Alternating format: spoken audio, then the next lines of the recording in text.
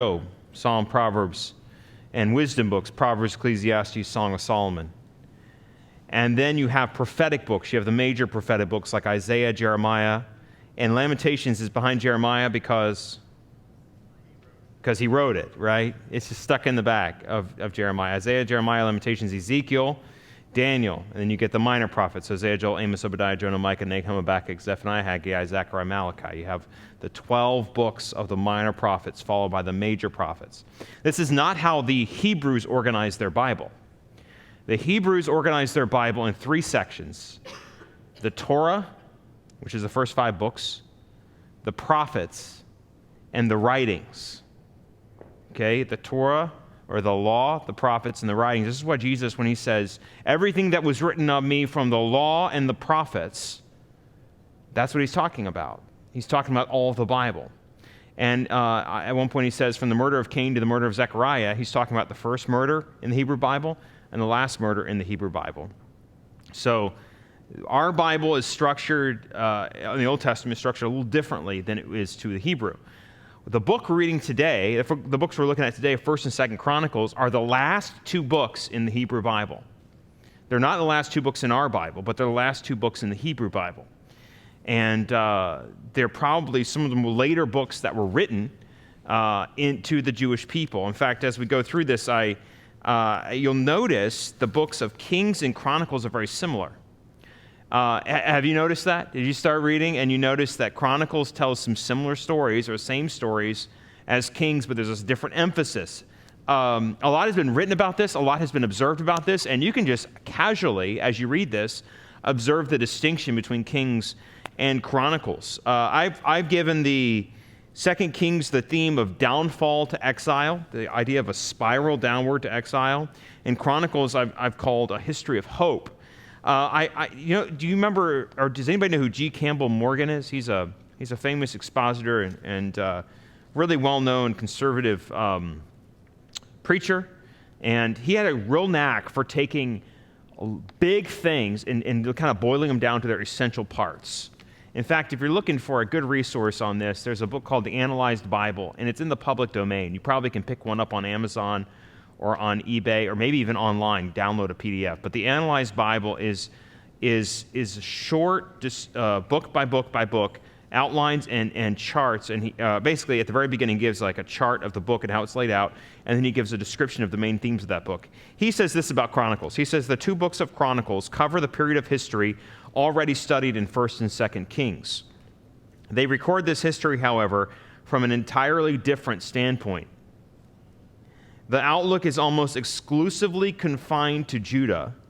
The chronicler never refers to Israel, save in cases of absolute necessity. You'll notice in Kings, we would go back and forth between the kings of Israel and the kings of Judah, back and forth, back and forth, back and forth. They almost got whiplash. Here in Chronicles, we basically stay focused on Judah. Continuing his quote here, he says, within the tribe of Judah, moreover, the history is that of the house of David. All other matters being referred to only as they affect or are affected by the Davidic line. Moreover, the story of these 2 books centers around the temple. The chief matter in David's reign is his interest in preparing for it, while Solomon's the chief interest in the building thereof. The distinctive note of the book is that the religion and its bearing on the national life in the first certain genealogies are given, which lead up to David, then proceed from him. Then the story of his time is told in its relation preeminently to the religious life. This is a very important distinction you'll find between Chronicles and Kings. Chronicles is in general somewhat optimistic, and you have an optimistic perspective. So let's look in this. 1 Chronicles 6 is where we are, and as we get a kind of a running start, we're doing the genealogies of the sons of Jacob, and I am not going to read through all these for you. But we get through, let's see if I made any notes. We have the descendants of Levi in chapter 6, the descendants of Issachar in chapter 7, and Benjamin, and Naphtali, Manasseh, Ephraim, Asher, and Benjamin, all the way through chapter 8. So we just skipped over 2 pages or so in about 30 seconds. As we get to chapter 9, we basically have the returning exiles. Look in verse 1. It says, Israel was recorded by genealogies, and indeed, They were inscribed in the book of the kings of Israel, but Judah was carried away captive to Babylon because of their unfaithfulness. And the first inhabitants who dwelt in their possession of the cities were Israelites, priests, Levites, and the Nethinim, which are temple servants. We have here that Judah, it says in verse 1, was carried away because of their unfaithfulness, and the first people who returned and dwelt in their cities after the exile is listed in verse 2. Then, a most remarkable thing happens in chapter 9, verse 35. If you go down to verse 35, we all of a sudden jump way back in time. Okay, we talked about exile. Anybody know about what year we're talking about with exile? Round numbers, super round numbers. Yeah, okay, I was thinking 500. So here are my dates. If you want to think about dates in the Old Testament, let me give you some round numbers. This will be tremendously helpful, okay? About 2000 BC is Abraham. Okay? About 1500 is the Exodus. It's more like 1440. We're talking big numbers, okay? This will help you if you just think of it this way. Abraham, 2000, or actually it's more like 2100. 1500 is about the Exodus, about 1440. 1000 is David. 500 is the exile. Okay, those are super round numbers, but if you can peg your mind around that, 2000 is Abraham, 1500 BC is, in fact, we can think about it in this way. You guys are the Abrahamic period, all right? Father Abraham, 2000 BC. At 1500 BC, 500 years later, you have the Exodus from Egypt into the Promised Land. At 1000 BC, or about, we have the reign of David, followed by Solomon. And then 500 years later, she's in exile. She's the only one. It's exile. Exile to, of course, in about 700 or so, we have the exile, 500 BC, we're talking about the exile. And then about 400 or so, we have the return from exile into the nation, and they're going to rebuild the land. Okay, so those are big-time round numbers. But does that help you? We are right now talking about exile, which is 500 BC-ish. Now we're going to go back to, look at this, the kingdom of Saul. So if we're going to go talk about Saul's genealogy all the way through verse 40, in fact, if you look at verse 39 of chapter 9, in Kish, it says, Ner begot Kish, Kish begot Saul, and Saul begot Jonathan. This is King Saul. Tell me, what kind of time frame are we dealing with here? Just before David. So we're talking about 1,000, right? So we're jumping back in time about 500 years. You've got to remember this. We're going backwards in time. This is helpful for us to remember. I want you to notice something. How much time is devoted in the book of Kings to Saul? A lot, a little, a medium? Yeah, a lot to medium to a lot, right? I mean, we have a lot of discussion about Saul. We know who he is. We know his family. Remember the whole story about him searching for the donkeys? And then finding Samuel, and then all that. Okay. Notice how much attention is given to Saul, starting in verse 10 or chapter 10. The Philistines fought against Israel. The men of Israel fled before the Philistines, and the Philistines followed hard after Saul and his sons, and the Philistines killed Jonathan. Verse 4, then Saul said to his armor bearer, draw your sword and thrust me through. So we don't even get Saul's story of how he was chosen as king. All we really get here is his death. Okay, so Saul's whole story in the book of Chronicles is his humiliating death. And then he dies. He's left on a field to be discovered by the enemy. It says that when they find him, they strip him of his armor, they cut his head off, and they put his head in the temple of their god Dagon. And the people in Jabesh Gilead, it says in verse 11, they heard that the Philistines had done to Saul, and the valiant men arose and took the body of Saul and the bodies of his sons, and they brought them to Jabesh and buried them. They buried the bones in their home. So they would not allow the bones to stay or the body to stay in a pagan land. In verses 13 and 14, we have the summary at the end of the chapter. Saul died. How does it describe Saul's death? Or what does it tell us about him? Saul died for his what? His unfaithfulness, right? And he had committed against the Lord because he did not keep the word of the Lord, and also because he consulted a medium for guidance, but he did not inquire of the Lord. Therefore, the Lord, killed him. Okay, God did away with Saul. Now, Saul killed himself, but in a sense, God was the one who did it. You see God's hand all throughout this book, that God then prepares the way for David to be king over Israel. So already chapter 11, we're dealing with the reign of King David, which goes all the way through chapter 29. We have David anointed king. Look at David described in verse 2. God said to you, you shall do what to my people Israel? You shall shepherd my people Israel and be ruler over my people Israel. The idea of David as the shepherd boy, who now is going to be the king who shepherds. And Jesus is the shepherd as well. So Jesus takes the Davidic line, and he's going to be a great shepherd. They make a covenant with the Lord before him. It says in the following verse, David made a covenant with them at Hebron. And then Joab, it says that after he went, they took Jerusalem, where the Jebusites were, and David took the stronghold of Zion, the city of David. Verse 6 tells us that Joab, the son of Zeruiah, went up first, and he became their chief. So David went on, verse 9, became great, and the Lord of hosts was with him. Starting in chapter 11, any questions so far, by the way? I don't want to run over anybody. I'm going to keep moving. We got some ground to cover tonight. Chapter 11, beginning in verse 10, all the way through chapter 12, verse 40, we have the description of David's mighty men. And David has some mighty men who were great, some warriors who he accumulated to himself. These were men who were strong and courageous. They fought valiantly. Look at verse 14. We'll see what these men are like. By the way, here's a great name. Chapter 11, verse 12.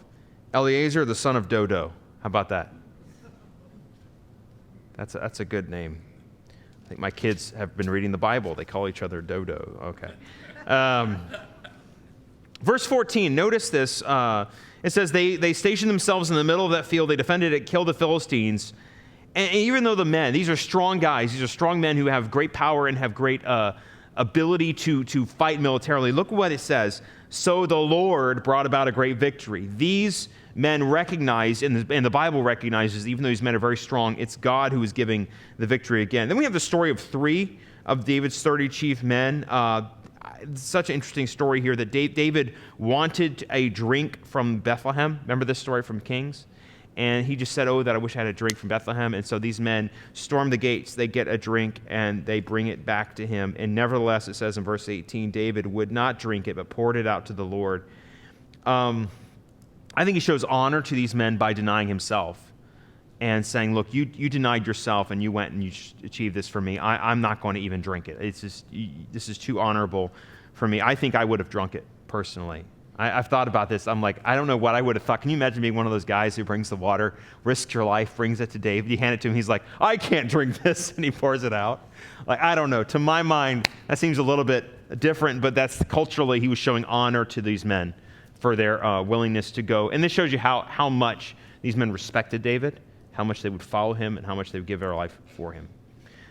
In verse 22, we see the soldiers that would rather follow David than follow Saul, so they defect to David. And he builds a great army here. And it's actually described in verse 22 as, I'm sorry, not verse 22. Where is this?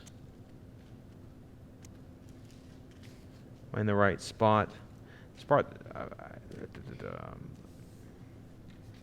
Sorry, I have a thing marked and I just cannot find it. Somewhere in here it talks about it being like an army of God. Is that the next? There it is. Okay, skip down to chapter 12. I missed a section here. Chapter 12. Not chapter 11, verse 22. It says, at the time they came to David day by day to help him until it was a great army like the army of God. David is getting together a great army that is a very mighty army. Verse 38, we continue to go. All the men of war who could keep rank came to Hebron with a loyal heart to make David king over all of Israel. So to this point, it hasn't really been stated as clearly maybe, but to this point, David has not actually been the king over all of Israel. There was a faction in the north that followed a different king. I think it was one of Saul's sons, if I remember correctly. But what happened was David was able to finally assume them all together under his authority. He's a good leader, and it says they were of one mind to make David king, and so they make him the king there in the end of chapter 12. What is his first act as king? What does David decide to do? Chapter 13. He wants to move the ark. So we see here, remember what I read at the beginning about David's focus on the religious life of the people? His primary concern, he gets into the kingdom. He says, okay, what's our first order of business? We need to have the Ark of the Covenant back. forgive this. But in a sense, he's almost like, we need to make Israel great again. Like, we've had problems here. We need to look back to the past. We've got a problem. We have been made fun of. We have been mocked by the pagans. The pagans have the Ark of the Covenant. They returned it, and we have left it at this guy's house for a long time. We've got to go get it. Like, what are we doing? Why are we sitting around? We've got to go and reclaim what God has given us. That's essentially what he's saying. So he goes. Of course, he doesn't know what he's doing quite right, because he goes and he gets the ark, and how do they move it? Remember the story? With a cart. And they moved with a cart and oxen, and the people agreed to do this. They wanted to honor the Lord. They wanted to worship him as they ought. We have this man in verse 9 of chapter 13. Let's see here. His name is Uzzah, and it actually describes him in verse 7. Uzzah and Ahio drove the cart. So they're driving the cart, and it says that Uzzah put out his hand to hold the ark, for the oxen stumbled, and the anger of the Lord was aroused against Uzzah. So he stretches out his hand, and they're not handling the ark properly. Their motives were good, but their actions still were not right. And this has a lot to say to us today, that just because your motives are right doesn't mean what you're doing is right. You've got to be careful. And so God says, no, this is not the way things are done. God strikes down Uzzah and uses him as an example. And then actually David kind of backs off and says, okay, I'm way in over my head here.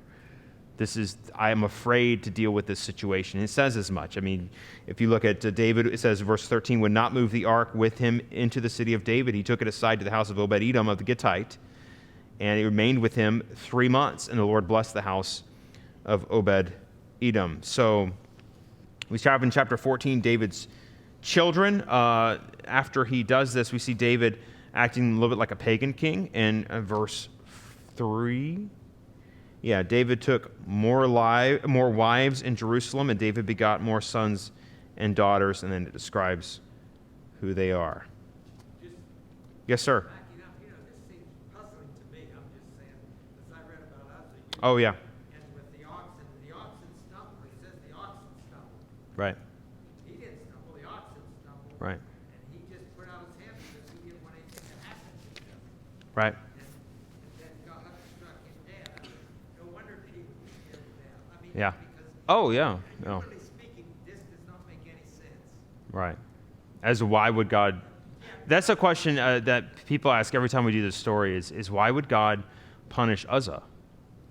And is that basically what you're saying? It's a very... It's like, why? He's just trying to do good. Yes, Skip. But there's another component, and that is God has supernaturally not given us a lot of information. Yeah. We don't know if David started out by saying, nobody is going to touch this ark. Right. You know, we don't know that. Right. So it could very well be disobedience as an example in front of Israel. They are disobeying in how they're treating the ark, how they're carrying the ark. They're not being... Certain people were supposed to carry. The Levites were supposed to carry the ark on poles, and there would not have been stumbling oxen if there had been Levites on poles carrying it like it should have been carried. So this is a failure of leadership. What you find with David, actually, is that he causes the death of other people. It's going to happen at the end of the book with the census as well. And his failures caused deaths of other people. His failure caused the death of Uriah. His failure caused the death of the people who died in the battle with Uriah and others. So, we tend to have a glorified Sunday school image of David as this squeaky clean, because he is called a man after God's own heart, in that he had a desire to serve the Lord. But God tells him, you can't build my temple because you're a man of blood. Okay. Remember this. He's not as squeaky clean as we tend to make him out to be. Sorry for all of you named David. But that's our tendency. Now, but to kind of go back to the question, I don't know. I don't have a great answer for this. This is a really tough question. But I tend to say, well, where I kind of rest in this is God's holiness is so great that in the Old Testament, you see this over and over again, actually, that God is very strict on a couple things, on breaching, touching, like holiness issues, approaching him. You do not approach God casually or of your own merit. Like, so Nadab and Abihu, You've got these guys, Korah. You have people who are making a mockery of things or who are stealing things and hiding from God. Or God judges people strongly in the Old Testament, especially when it comes around holiness issues and worshiping correctly. That changes dramatically in the New Testament with Christ opening the doors and saying, "Come unto me," and he splits the curtain wide open, and now all are welcome into the Holy of Holy Places, and we're encouraged to come boldly. They were not to come boldly. And I think that that's setting up. I think we have to see it's in historical and dispensational context. Of this is a dispensation or a period of time when God is dealing with the nation of Israel. He does not deal with us in the same way as he dealt with the nation of Israel at this time. And it's helpful for us to understand that this was setting up what was going to happen with Christ so that we fully appreciate when Christ comes and is that sacrifice and opens that door. Does that make sense? He appeases God's wrath. And if God did not show his wrath, and we talk about God's wrath being appeased, if God did not show his wrath, we might be tempted to think, well, what's the big deal? But we see in black and white God's righteous indignation at someone who would dare touch the Ark of the Covenant. And,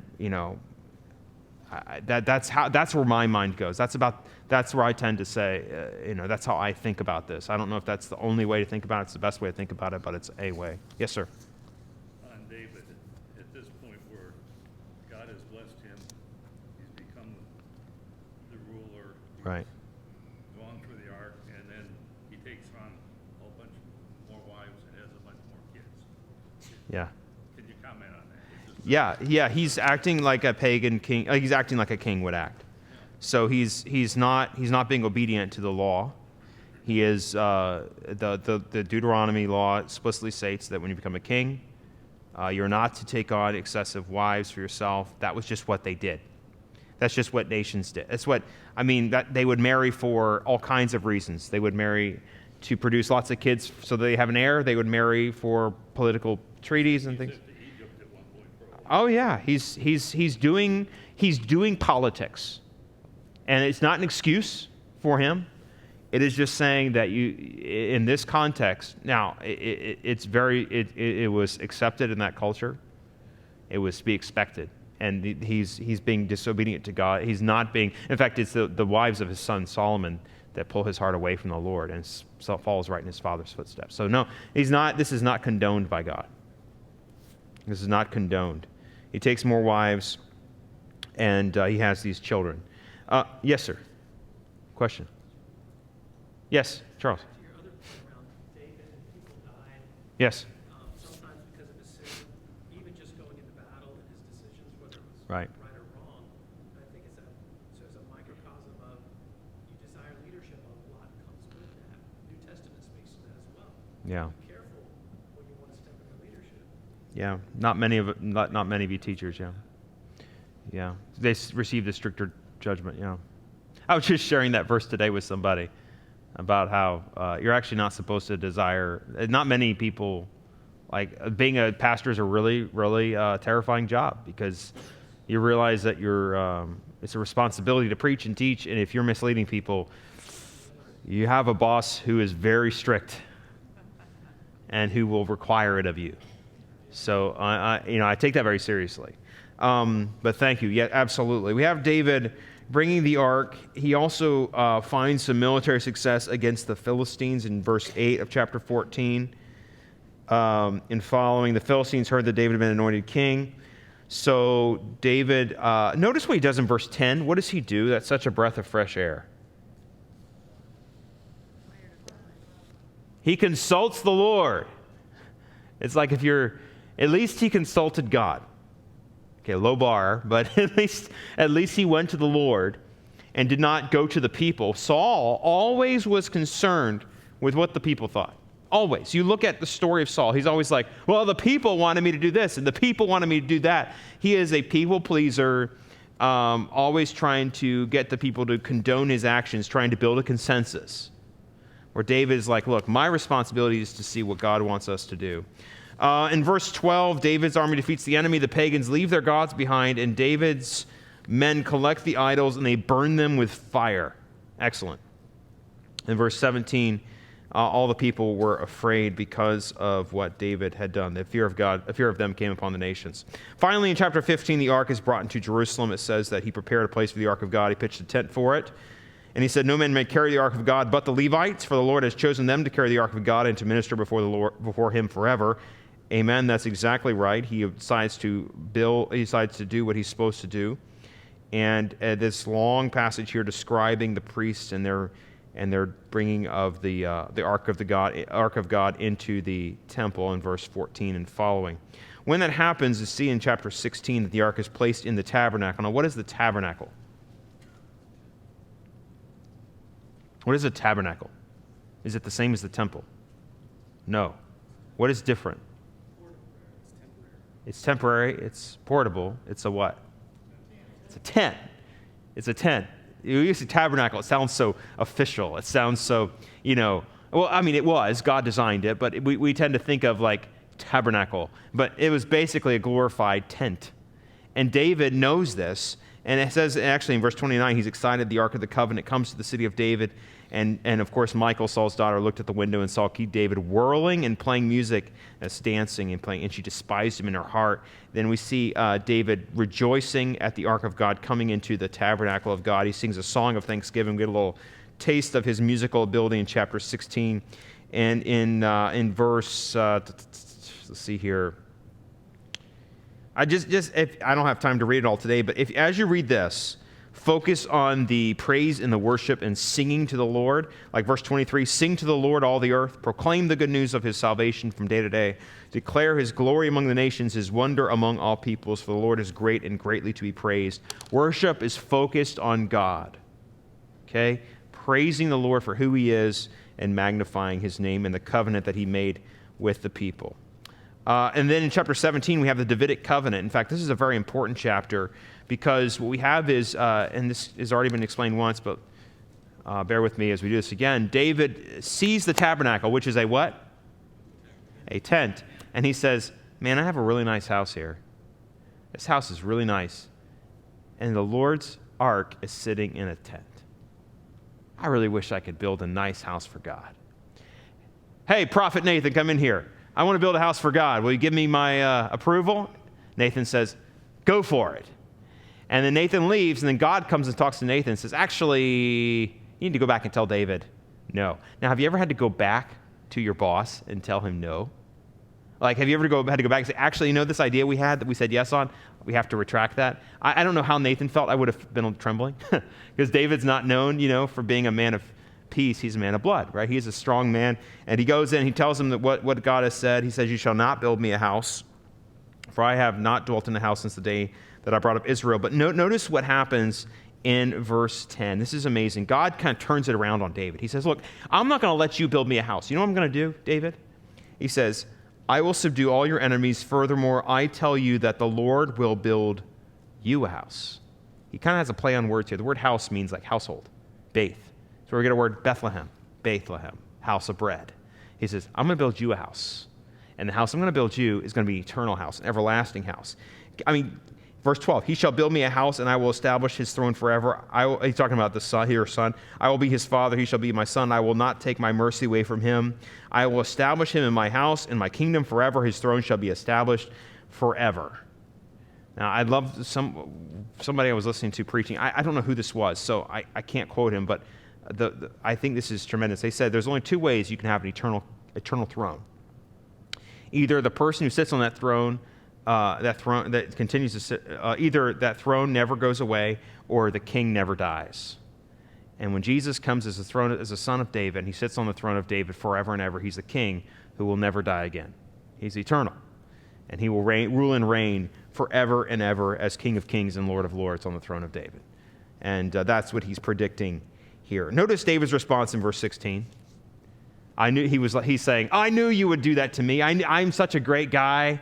I knew this would happen. I knew that all these years of hard work would pay off. Is that what he says? No, look at verse 16. Who am I, O Lord God? What is my house that you have brought me this far? He's completely humble about this. We don't have a whole lot of time left, but in chapter 18, we have some military victories. I'm not going to talk about those. Chapter 19, he defeats the Ammonites after they embarrass the servants. They have the conquest of Rabbah in chapter 20 and the Philistine giants in chapter 20, verses 4 through 8. And then we don't have a lot of time, but I do want to touch on this because I did mention it earlier, and that is the census in chapter 21. If you could turn there for just a moment. We have like 2-3 minutes. I don't have enough time to give it justice, but I'll briefly touch on this. It says that David desired to number the people. Why was it a sin? Why was it wrong to number the people? Takes the focus away from God. Yeah. What made Gideon's battle against the Midianites so powerful? Was they a small army? And he says, God says, tell them all to go home. You have too many. You have too many. And David, again, doing, as you mentioned earlier, as you asked earlier, he's doing what typical people do. He's like, I should number my people. That's what I'm supposed to do. And God had told him, look, your strength does not come from your numbers because you're small. Your strength comes from me. And when he's doing this, he's assessing his strength to see how powerful he is. And Joab pleads with him, look, my Lord, please do not do this. But it says David's word prevailed against Joab, and so Joab went and did what he said. And God was displeased, verse 7, and he struck Israel. David says, I have sinned greatly because I have done this thing, but now I pray, take away the iniquity from your servant, for I have done foolishly. God offers David 3 punishments, and I can't imagine a worse situation to be in, but being offered these 3 punishments. The first is 3 years of famine. The second is 3 years defeated by your foes. And the third is 3 days, the sword of the Lord. David's decision in verse 13 is to fall into the hands of God. He says, please let me fall into the hand of the Lord, for his mercies are very great, for I do not let me fall into the hands of man. So what God did was he sent a plague upon Israel. 70,000 fell. God sent an angel to Jerusalem to destroy it. And as he was destroying, the Lord, I'm just going to read this, looked, and he relented, or he stopped of the disaster, and said to the angel who was destroying, it is enough, restrain your hand. And the angel of the Lord stood by the threshing floor of Ornan the Jebusite, and David lifted his eyes, and he saw the angel of the Lord standing between earth and heaven, having a hand drawn and a sword stretched out over Jerusalem. So David and the elders, clothed in sackcloth, fell on their faces. And David said to God, was it not I who commanded the people to be numbered? Here's his humility again. I am the one who sinned. What and done evil indeed. But these sheep, notice he's a shepherd. These sheep, what have they done? Let your hand, I pray, O Lord my God, be against me and my father's house, but not against your people, that they should be plagued.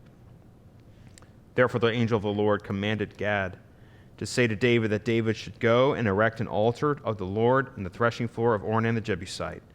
So David went into the word of Gad, which he had spoken in the name of the Lord, and Ornan turned and saw the angel and his 4 sons who were with him. They hid themselves, but Ornan continued threshing wheat. That's an interesting little detail. David came to Ornan, and Ornan looked and saw David, and he went out of the threshing floor and bowed down before David. And David said, grant me this place. And so there's the place, the threshing floor that David wants to build. And just like Abraham bought it would not be given anything, but he bought the place where Sarah would be buried.